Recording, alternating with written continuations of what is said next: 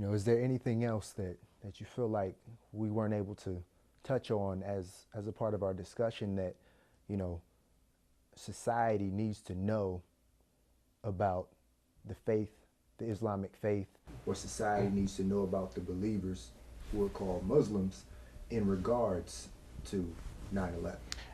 One thing I just want to mention is that President Bush, he immediately came out and said this is not a, a war against Islam. It's against a group of terrorists who are named Al Qaeda. So we have to give President Bush, credit because he did, and he continuously said that. It's not a fight. Even when he went into Afghanistan and went to Iraq, he said it's not against Islam. It's against rooting out the terrorists. Do you think people were listening? I mean, I don't know. I mean, but President Bush, he couldn't. He could have said that it was just Islamic terrorists. He could have just said that. But he did continue. I mean, he did say it wasn't a fight against Islam. He did. He was continuously. He was consistent with that. Now, and he was the moderate voice in the conservative group party, and when Obama came into power, I think that voice went away, and the conservative party started attacking Obama by calling him Muslim. I think it's come where Bush kind of calmed it down. I think it's kind of come back up again a little bit because they're calling now the conservative group, calling Obama Muslim and calling him, it's kind of like a scare tactic. It's the Muslim threat. So I think the good thing with Bush was that he was able to consistently say it's not a Muslim problem, it's not an Islam problem, it's a terrorist problem. But I think for some reason it's become forgotten in the conservative movement. We don't have that moderate voice anymore in that movement. I think we also have to understand the fact that much of what happens in this country, as well as what happens in the world, is by design. When we look at certain situations and circumstances, they did not happen just because they happened, but they happened by design. Someone planned and initiated that plan and worked that plan, and things happen according to the plan that they worked. But at the end of the day, they plan and God plans, and God is the best of all planners. The Quran tells us, it says in one place, it says that evil has appeared on both land and sea because of what the hand of man has wrought, and that God visits back upon the people that evil, perchance that they may come back to the right way. So when we look at what is happening in the world today, tsunamis, hurricanes, tornadoes, all kinds of fires, massive lives being lost, cities and towns being flattened. You see, could it be that our conscience needs to be pricked to bring us back to a sober state? After all, whenever people have gotten so far away from the path that God intended for human beings, He always sent messengers and prophets to bring them back to that way.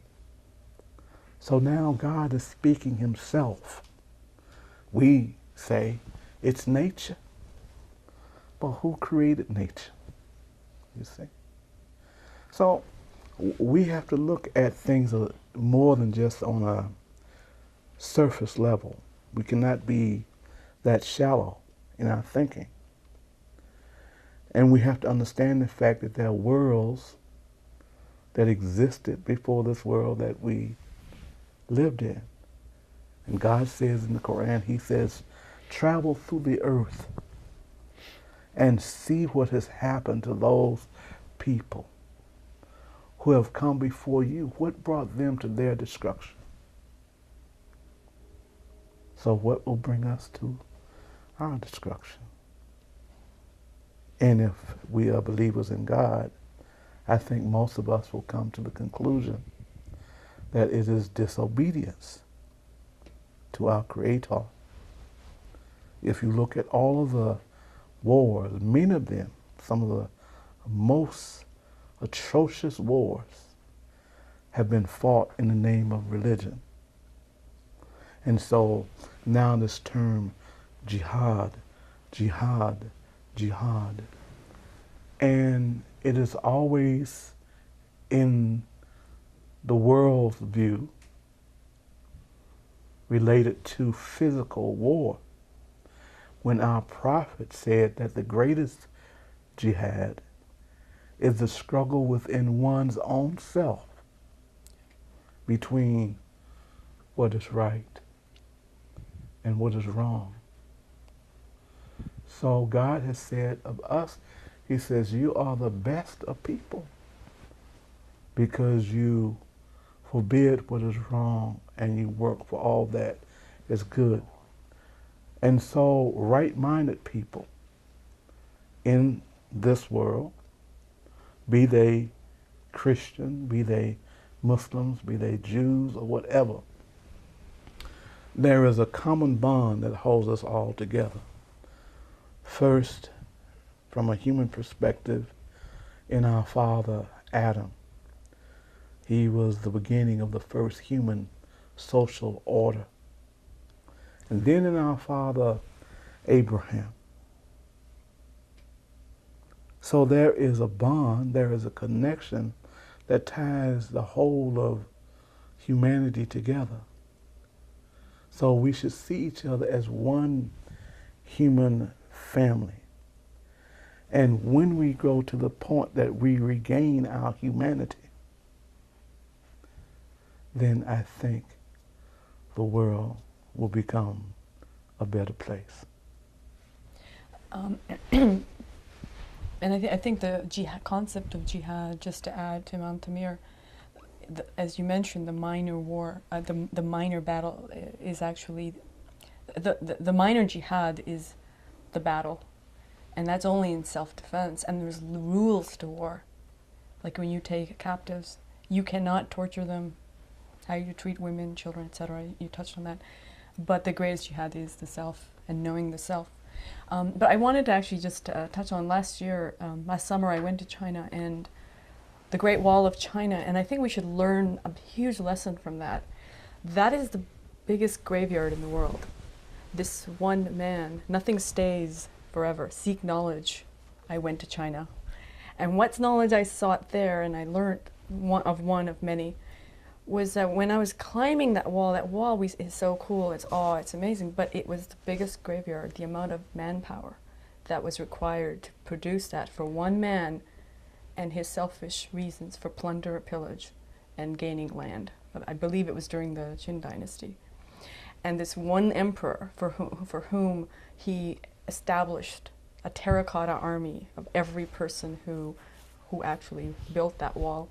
And I think we should remember what can happen, what walls do, and in the end, it's just another wall.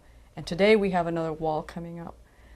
What they do is they basically enslave yourself. They enslave the self. You imprison yourself by saying, under the guise of security, you end up basically doing the opposite of what you're trying to protect yourself. You actually end up imprisoning yourself from yourself, and allowing the vice to foment within those boundaries.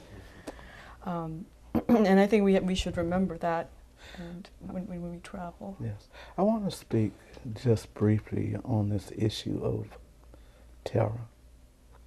And I think we should look at it in its broadest perspective, especially as we look at this great country of ours who have gone all over the world and have fought many wars, many battles. And in those wars, in those battles, many innocent men, women, and children were killed in the name of collateral damage. I'm only saying this simply because I think we all bear some guilt. I think we all bear some blame in the overall situation. I think maybe sometimes we need to look at an issue from a historical perspective to see the cause behind the causes. And I think when we do this, sometimes maybe we will walk away with a different perspective. Wrong is wrong no matter who does that wrong. If it is America, it is wrong. If it is a Christian, it is wrong. If it is a Muslim, it is wrong. If it is a Jew and they do wrong, it is wrong. So we can't classify the wrong because one is of one faith and one is of another faith, or because one is from one country and one is from another country. Wrong is wrong is wrong. And I think that's a commonality we share amongst all faiths under the aegis of God. And no Bible, Torah, Psalms of David, scrolls, Quran speaks of this type of wrong or that for the chosen people or not. There's no chosen people. There's one humanity. Mm-hmm. Wrong is wrong, evil is evil, good is good. And I believe that is our trial. I think one of the things I wanted to mention was that after 9/11, one of the things that was a positive thing that came out was myself being an architect and also representing the Berlin Masjid at the time, and a rabbi, and because we were part of this coalition, we refused to be enemies, and a Christian minister. We basically roofed an entire Habitat for Humanity house. And it was one of the most amazing experiences 1 year after 9/11. And I think in Fort Wayne, more of this needs to happen, and I think it is happening. I know I'm part of an organization called Seed of Common Ground, which was started on to be part of a World Interfaith Harmony Week, which was started by the Prince of Jordan. And so it ended up being something wonderful. And I think there's other organizations as well. And I think the more, the merrier. We need a lot of interfaith organizations and project-based happenings in Fort Wayne. Perhaps not Sunday, but during this time and always. Feeding the homeless, showing that the indigent is very important to all people. Women's issues are important to all people. The weak, the oppressed, the hungry, the child, the result of war, the environment, the natural world, ecology. These are common platforms, and we should focus on those common platforms as opposed to focusing on how you perceive God or I perceive God. Because in the end, God is one, and God is God. All right. Zubair, Uzma, Imam, I just want to thank everybody for your time. I know we spent a lot of time, and I know what will be seen on TV will be a condensed version, but the full interview will be available on our website, incnow.tv. So if people are interested in what we're talking about, they can get the full story on our website. Thank you. Thank you. Thank you. Thank you very much for having us.